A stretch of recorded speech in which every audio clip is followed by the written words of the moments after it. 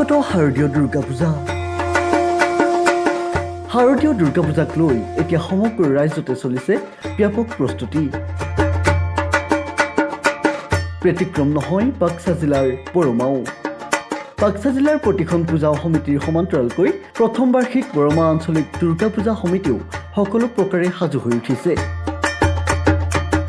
9 অক্টোবৰৰ পৰা 5 দিনীয়া বৰ্ণাঢ্য কাৰ্যসূচীৰে অনুষ্ঠিত হ'ব বৰমা আঞ্চলিক দুৰ্গা পূজা। বৃহত্তৰ বৰমা অঞ্চলৰ কেইবাখনো গাঁৱৰ ৰাইজৰ দান বৰঙণিৰে ব্যয়বহুল বাজেটেৰে পূজাখন অনুষ্ঠিত কৰা হ'ব বুলিও প্ৰকাশ কৰে উদযাপন সমিতিৰ সম্পাদক নীতিমণি কলিতাই। প্ৰথম বাৰ্ষিক বৰমা আঞ্চলিক এই দুৰ্গা পূজা মহোৎসৱৰ যিসকল শুভাকাংক্ষী আছে তেওঁলোকে আমাৰ দিনে নিশাই আমাৰ লগত জড়িত হৈ আছে। বিশেষকৈ ভোগদাতা এই পূজাখনত তেখেতসকলে আমাক এনেধৰণে সঁহাৰি জনাইছে যে আমি যথেষ্ট সহায় পাইছোঁ তেখেতসকলৰ পৰা।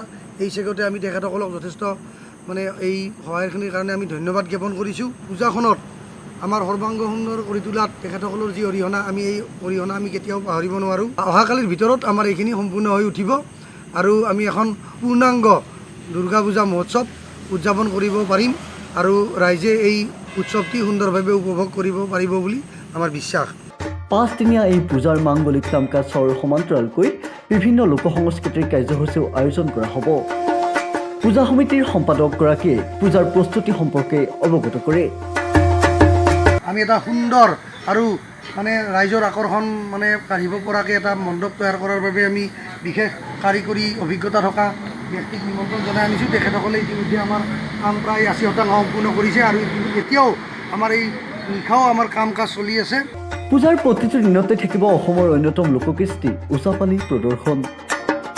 ভক্তপ্ৰাণৰ সুবিধা হোৱাকৈ সকলো প্ৰকাৰৰ আয়োজন কৰিছে উদযাপন সমিতিয়ে।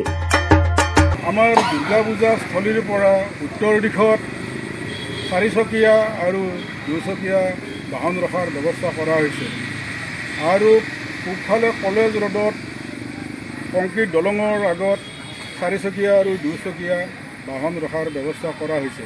স্বেচ্ছাসেৱক বাহিনী ল'ৰা আৰু ছোৱালী দুয়োটা উভয়ে ৰখা হৈছে।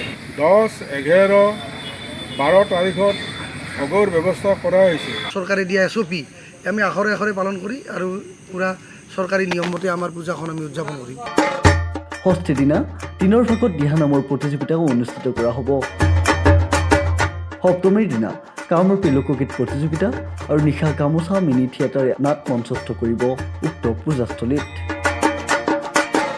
অষ্টমীৰ দিনাখন পূজাৰ দিনা দিনৰ ভাগত ধৰ্মালোচনা সভাৰ আয়োজন কৰা হৈছে বুলিও উদ্যোক্তা সমিতিয়ে জানিবলৈ দিছে।